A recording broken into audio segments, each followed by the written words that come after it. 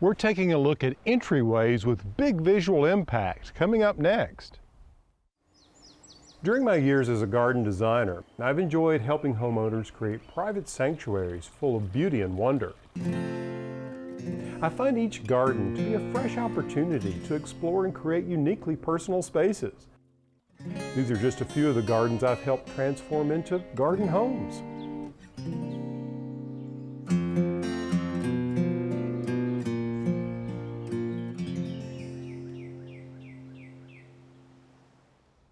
When guests come to your home and they visit, they see the front entry and how you've expressed yourself. Your entryway is a personal expression of your own style. Hi, I'm Alan Smith. Welcome to the Garden Home. This is a show about blurring the lines between inside and out and creating beautiful outdoor experiences for yourself. Now, you know, I love daffodils, and I got a little carried away with this entryway. As you come up the farm road, you see, well, in this field, I think we have about 100,000 daffodils in bloom, and I think all of them are in bloom today. Now, we'll talk more about the daffodils here at the Garden Home Retreat shortly. Today, we're also going to discuss container groupings, houseplants, and a simple way to light your entry to keep any visitors from tripping on their way up to the front door. So as you can see, we have a lot to cover in today's show. And these daffodils, well, they're just the tip of the iceberg.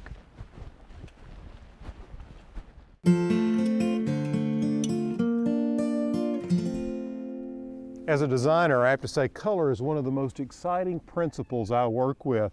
And out here at the Garden Home Retreat, what I try to do is coordinate the plantings here in front of this great old oak tree with the color of the house. Now, as you know, the house has a lime wash finish on it, which gives it that buttery color.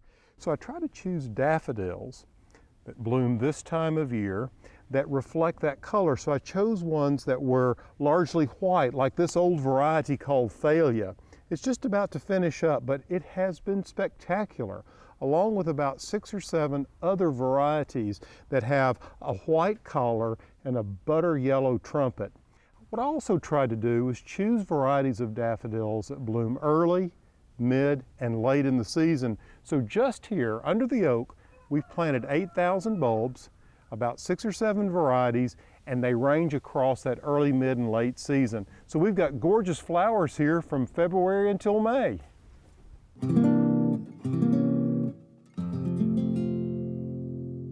Now here's a design tip you may want to try. Just simply clustering containers full of bright colors, because this can create a bold effect in many places in your garden. You see, you can punctuate walkways with a group of planted containers, or line the outer edges of your steps, for instance. And rather than combining several different varieties in a single container, try filling each container with a single variety. Create a singular sensation, if you will. You see, by juxtaposing a container full of a blooming plant next to one that has beautiful foliage, you can really create a dramatic effect. And because you have these in containers, they're mobile. You can change the display to suit your mood, a color theme, the time of year, or just to brighten up a spot along the path that needs that little something extra. As you assemble the containers, don't be shy. Think big and be generous by grouping several of these for some real visual impact.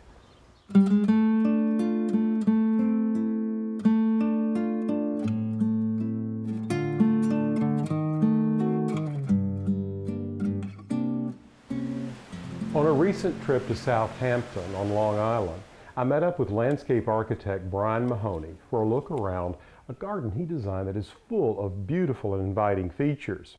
You see, his sense of proportion, scale, and color really come through in such a harmonious way. Every detail in the landscape helps to underscore the architectural style of this Italian villa.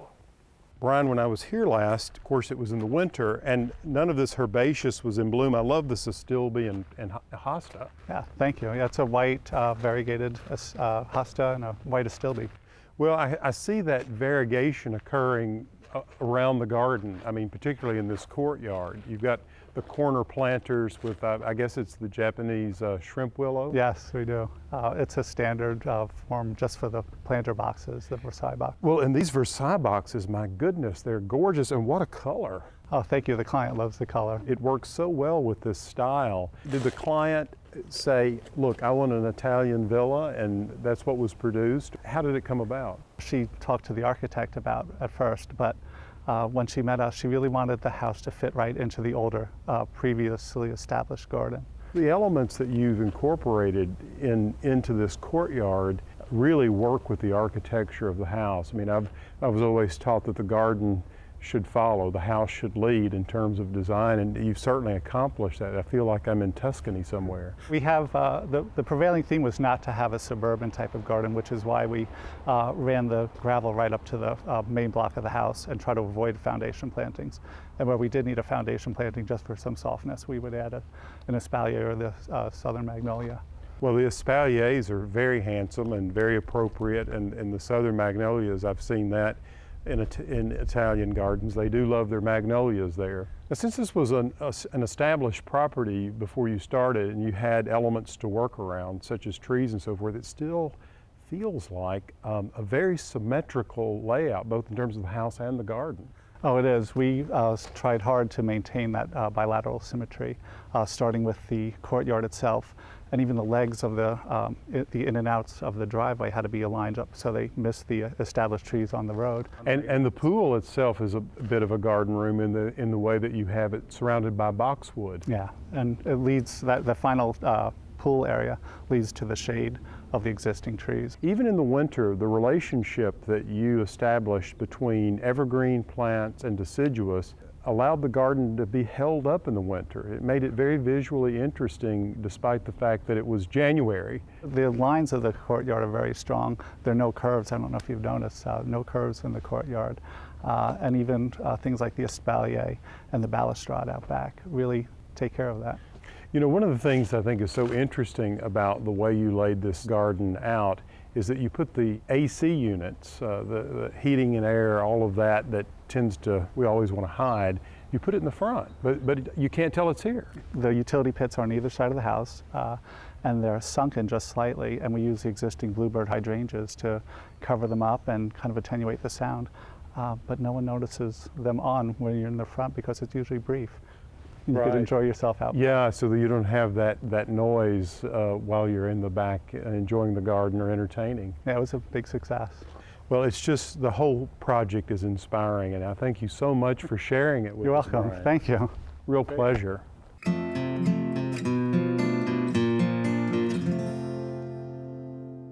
want to give you an idea that you might find useful the next time you have people over, particularly if you're doing something in the garden at night. What I like to use are holiday lights like these. I like to use white ones, and I can use these to identify the paths. Out here at the Garden Home Retreat, well, you know, it gets very, very dark, and I don't have a lot of lights poked around to guide people. So what I like to use are these Christmas lights, and I can weave them along the ground in any density that I like, and it will illuminate the base of these plants and shine through them. And it makes a beautiful and effective way to help people get from one place to the other, even on the darkest night. You see, the effect is really subtle, which is what I like about it. And we've just started planting for summer, and you can see there are petunias and all sorts of annuals along here.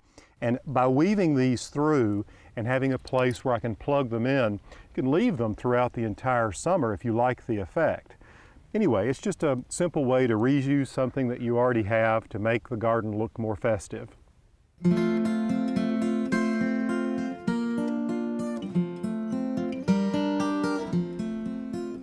You know, this is one of my favorite times of year for this particular part of the garden. It's one of those long arbors that connect the rondelle with the big fig down to the other parts of the garden. And what's so fabulous about it this time of year, it almost feels like a room or a hallway because these Renaissance spirea have gotten so tall, it's really beginning to give a sense of enclosure, which I think is very good. It's one of the important design principles when looking at a garden from the garden home standpoint. And of course, this time of year, we have these outrageously beautiful tall bearded iris. Just look at them. They're just magnificent, each one of them. What I've tried to do here in this garden is try to use really cool colors. purples and blues and whites and soft pinks because it blends with the color palette that we have down here on this end of the terrace. Now, these tall bearded iris are grown from rhizomes, and you can plant the rhizomes in the spring whenever they're available. And if you want to transplant them, this is an often asked question, when do I transplant them? I think it's best to do it in August when things are dry. These plants actually like dry, rocky, not too rich soil. In fact, behind here, if you had been here with me, let's say 2 weeks ago, the early flag iris, which are not as highly developed as these, were in full bloom along each side. And these I have transplanted over time from here at the farm and divided them up, and they were some of the original iris that we found here. So you can see they grow with very little care. A terribly old-fashioned plant, but so gorgeous, and the companion plants for them this time of year include catnip and all sorts of roses, as well as so many beautiful perennials and annuals that could bloom at their feet. You really should give them a try. Okay, now if you've watched this show before, you know how much I love roses. I've chosen to adorn several different garden entrances with them. For instance, in my city garden, I've used Rose New Dawn to accent this arbor, which leads you into a circular lawn. We call it the Rondelle Garden, and I think it makes a great first impression for visitors when they come when it's in full bloom. Now, over to the fountain garden, I've grown an elegant old climber called Frau Karl Druschki. I just love those big white floppy petals. They definitely make a dramatic statement. Now, the garden home itself is not without enhanced entrances either. Earlier in the show, I mentioned the hallway-like arbors that I created out of metal. You see, there are rondelles that serve as well-defined entries to these arbors. They're almost like garden rooms. I've chosen to define these rondelles or rooms with a rose called Sarah Van Fleet. And if the sheer beauty of them in full bloom doesn't capture your imagination, certainly the aroma of the blooms will. Another gardener with a passion for roses is my friend Adeline Christie. She's the president of the Southampton Rose Society. And while on a recent visit to New York, she gave me a tour of this amazing garden. Adeline, I cannot believe how gorgeous the garden looks. I mean, we're here at peak rose blooming time. Tell me a little bit about the Southampton Rose Society. Well, the Southampton Rose Society was founded in 1976. It was the first New York State chapter of the American Rose Society. Initially, it was just a group of East End gardeners that had a passion for roses that decided, well, you know, they wanted to learn how to grow more beautiful roses and how to exhibit them. When did the society say, hey, why don't we create a rose garden? Mid to late 1990s, but it didn't come to fruition until 2003. The main holdup was the library was being built on the grounds. They didn't want to make any decision on installing a garden until those plans were resolved. The size of this rose garden is really quite manageable. It's not that large. That's right, it's not that large, 60 feet square. And we have a great crew that takes care of it. They come in at least twice a week and keep it in tip-top shape. It's just amazing how many gorgeous roses and places to sit and enjoy the roses you all have managed to accommodate in this area. You'll see people sitting here having their lunch. They'll have a book reading or they'll have a luncheon. Weddings take place here. The Southampton Rose Society is starting to get more involved in other beautification projects in the village. We really want to spread the word that the rose is a plant that's easy to grow, especially now that they're coming out with more disease-resistant varieties. And we're trying to educate people on how essential our national flower is to beautify our public spaces. There are so many new varieties of roses that have been bred specifically for their disease resistance. What do you see really as the future of rose gardens? Do you see more of these disease-resistant varieties being used? Well, yes, I do. As you can see in this bed, Starry Night, she's a self-cleaning rose, and she really requires very little spraying. I think that's what we're all looking for. Well, clearly you have a passion for roses. Personally, when did you get excited or turned on to roses? In 1990. That's when I joined the Rose Society. Okay. And you caught the fever then? I caught the fever then, and it's just been blooming ever since.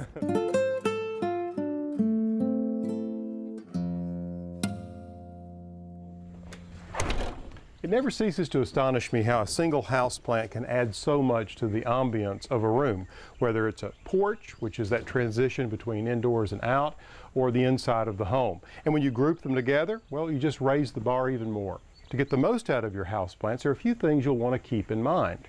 First, you just don't want to overwater your plants. You see, overwatering kills more than underwatering. So just keep the soil moist, but not soaking wet. And remember, houseplants love light, but don't go overboard. The indirect sun is much better for your plants than putting them in a windowsill. The intense rays of the sunlight can damage their foliage and blooms. And also think about temperatures. You see, the extremes, whether they're high or low, can be hard on your plants. So just avoid putting them in areas where the temperatures might change suddenly. So if you've got an area of your home, whether it's inside or out, that needs a little pizzazz, try adding a few houseplants. You'll be glad you did.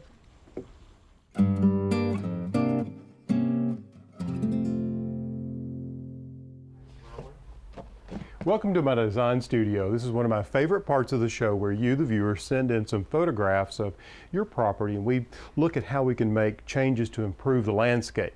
Now today we have a house and garden in North Carolina. Now Cindy indicated that she gets full sun. That's very important to consider here. Now what I like about this house, the colors are very nice. That soft butter yellow I think is good.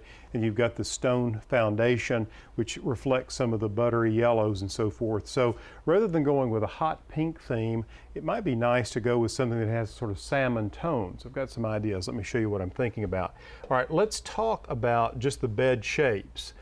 This is a weeping cherry over here, which has beautiful pink flowers. But what I'm going to suggest that Cindy do is maybe pull the bed around like this and sweep it out and come around this corner like that. This could all become bed space, and the same thing could happen over here. You see there's a bed that comes along here, and it could sweep right around to the corner so we can get some foundation planting going. Now I noticed that she has some Nandinas here and here, and I'm a big believer in grouping everything together. So what we should do is think about maybe moving the Nandinas over here under this foundation of that screen porch, which is very nice. I really like the screen porches at the Garden Home Retreat. They're really great, particularly when the weather's beautiful to sit out there. It's just another room of the house. So good work, Cindy. And then over here the same way, maybe some Nandinas grouped there. Now you've got a few boxwoods along here, so this one, and this one. I think probably we should punctuate the path with boxwood and do the same over here. So they would come along here, as you can see. That I drew in front of the fence. Now in this bed, I'd like for you to maybe think about some evergreen shrubs that would give you some foundation mass planting all along here, because we're going to remove these other things like this. And I would like to see you use a white azalea. And you actually have a little bit of room maybe over in this corner. It's a little hard to tell from your drawing. So this would be a beautiful white azalea. So you're going to get great spring color there. And those could even sort of wrap like this. And then what I would like to see is this underplanting, because actually what's going to happen is you're going to have this bed go underneath this tree. So it's actually going to come along like this. The bed will be on like that on the back side. So this could be a low ground cover all in here around the boxwood. And then this could be the same ground cover all along the edge and the same along here. And then what I would do is come in and punctuate this with a drift of, so this is evergreen, and I would do a grouping of knockout roses here, and a grouping of knockout roses here. And the one called Rainbow is very good. It has a slight salmon color to it. And then what I would do is add just a big grouping of perennials. Right in here, I grow a beautiful daylily at the farm that has an apricot color to it. So I would do a big grouping of daylilies here, and then you could also accent along here or at the entry to this garden, because you're going to mirror it over here as well. Now you've got this fence that comes along here, Sydney, which I like a lot. And what I would do is grow a New Dawn rose on it, and then take that same rainbow knockout and pull it to the front and do some of that along the edge here. So you'd have this really beautiful froth of bloom in the way of roses, and then this foundation planting would be set out. The main thing is to get these beds pulled out where they're deeper and put those roses down here as well, and then follow in with the daylilies and the ground cover. A ground cover to consider would be something very simple and easy to grow, like euonymus winter creeper. It has a beautiful color in the fall and green throughout the growing season. Well, Cindy, I hope this helps. Good luck with your project.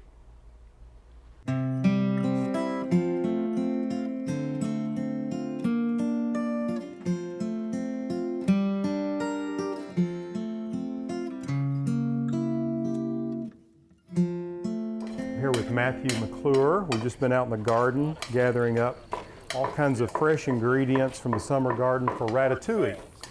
So Matthew, your ratatouille is a little different in that you do this vinaigrette on it, of which I've never tried. I'm very eager to taste it. So tell me about what all you're putting in there. I know you've been chopping up that watercress. Maybe a third of a cup or so of watercress, finely chopped. Next to scallions. Yep, just the green onion tips. Just the tips. I'm not even probably going to use all of these. I just want a hint of fresh onion flavor in there. A tablespoon of green onions, a little bit of parsley, and this is probably also about a tablespoon. A little bit of raw garlic, lemon juice, and some extra virgin olive oil. Why don't we talk about what we've got here? In this pan, I start with garlic slivers, and I toast them, and then I add the onions.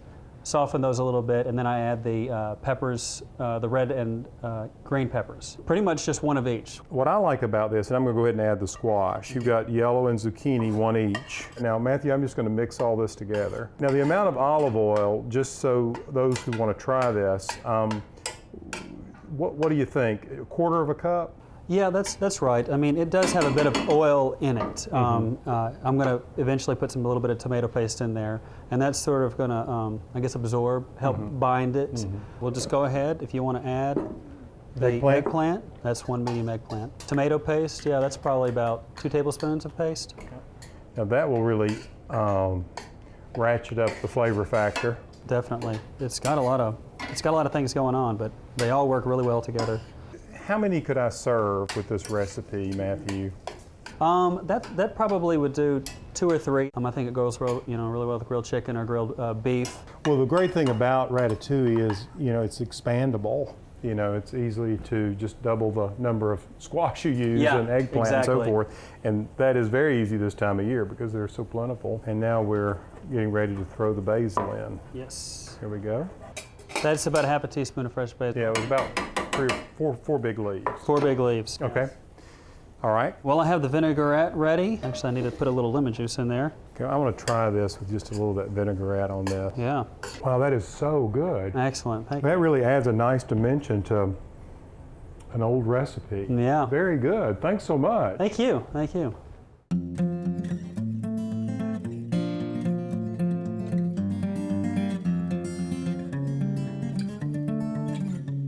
Well, that's all we have for today's show. I hope you've enjoyed yourself as much as I have. Remember, when creating an inviting entry, you don't have to go overboard. Just add a few personal touches, maybe a container or 2 or even 3, and you'll have an entry that'll make an impressionable impact. So until next time, from the Garden Home, I'm Alan Smith. More information about today's topic and other topics covered in this series can be found at plansmith.com.